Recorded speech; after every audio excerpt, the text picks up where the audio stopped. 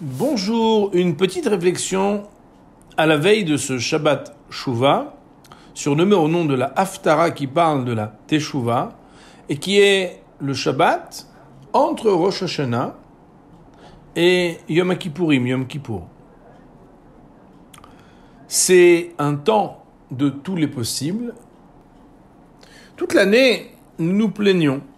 Comme vous le savez, il y a des parachiotes, des parties, des chapitres entiers de la Torah qui parlent des plaintes.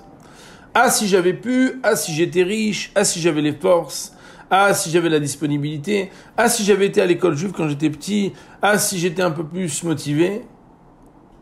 Eh bien, il y a des moments où on ne peut plus dire « ah, si j'avais pu ». Parce que pendant les Aseret Yemei Teshuvah, pendant ces 10 jours, on est dans un moment où on peut, si on le veut. Akadosh Baruch Hu est présent et proche de nous. Il est écrit dans les textes saints que c'est un moment où notre Créateur nous hisse haut et nous donne des potentialités faciles à développer et à réaliser. C'est la raison pour laquelle c'est le seul moment dans l'année où si quelqu'un veut faire comme s'il était un peu plus religieux, personne n'a rien à lui dire. Pourquoi ? Parce que tout le monde le fait. Et d'ailleurs, c'est beaucoup plus facile. C'est l'occasion de se dire, mais chaque fois je me dis, demain je commence, bientôt j'essaierai, ah si j'avais pu. Pas du tout, c'est maintenant que ça se passe. Et puisqu'on est à la veille du Shabbat, ceux qui ne respectent pas du tout le Shabbat doivent se poser la question de cette possibilité qui leur est donnée. Et ceux qui le respectent déjà, on sait bien qu'on peut toujours le faire un peu mieux. Faire Teshuvah du Shabbat, faire Teshuvah le jour du Shabbat, c'est entendre le profond sens de ce qui s'appelle le Shabbat Shuvah.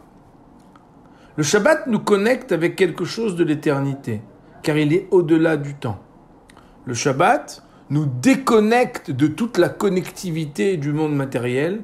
Il n'y a pas de TikTok, d'Instagram, de Facebook, de WhatsApp, il n'y a plus rien, parce qu'on est déconnecté et on se reconnecte avec nous-mêmes.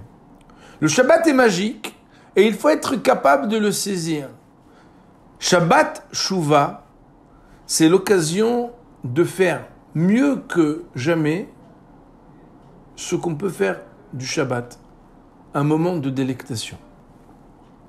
D'ailleurs, vous savez, nos maîtres nous disent que pendant ces jours-là, Akadosh Baruch Hu nous observe. Il nous a donné carte blanche. Il nous a donné une carte de crédit sans limite. Et il nous dit, voilà, ce sont des jours où je vous observe. Vous avez un contrôle et on vérifie comment vous vous comportez. Et en fonction de ça, le pardon de Yom Kippourim et les bénédictions de l'année vous seront attribuées. Bien évidemment, quand on entend une chose pareille, on doit être beaucoup plus occupé à la spiritualité qu'à la matérialité. On doit être capable de se dire qu'on ne peut pas manquer une occasion aussi exceptionnelle de s'inscrire dans la vie et de rendre profitables toutes nos énergies et nos potentiels pour développer des choses magnifiques, parce que lorsque l'année commence bien, elle se poursuit bien. Lorsque le premier Shabbat de l'année est célébré dans la joie, dans la solennité et dans la sainteté, bien tous les Shabbatot de l'année auront ce parfum. Shabbat Shalom et Gmar Hatima Tova.